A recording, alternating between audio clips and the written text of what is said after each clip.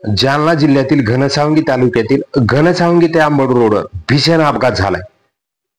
यात अज्ञात वाहनाने स्विफ्ट कारला उडवले। यात एक जण ठार तर एक जण गंभीर जखमी झाल्याची घटना काल दिनांक 8 जून रोजी रात्री 11 ते 11:30च्या सुमारास घडली। घनसावंगी तालुक्यातील रामगव्हाणी येथील विष्णू महादेव इंगोले वय वर्ष 29 हे स्विफ्ट गाडी क्रमांक MH21 BF 3144 या गाडीमधून आंबडवरून घनसावंगीकडे जात असताना बोधलापुरी जवळ त्यांच्या गाडीला अज्ञात वाहनाने धडक दिली आहे। हा अपघात रात्री 11 ते 11:30च्या सुमारास झालाय। यात विष्णू महादेव इंगोले यांचा मृत्यू झालाय। इंगोले यांना घनसावंगी येथील उपजिल्हा रुग्णालयात दाखल करण्यात आले होते, तर जखमीला जालना येथे हलवले, अशी माहिती बीड जमादार RY वैराळ यांनी दिली आहे। या प्रकरणी घनसावंगी पोलीस ठाण्यात गुन्हा दाखल करण्यात आलाय।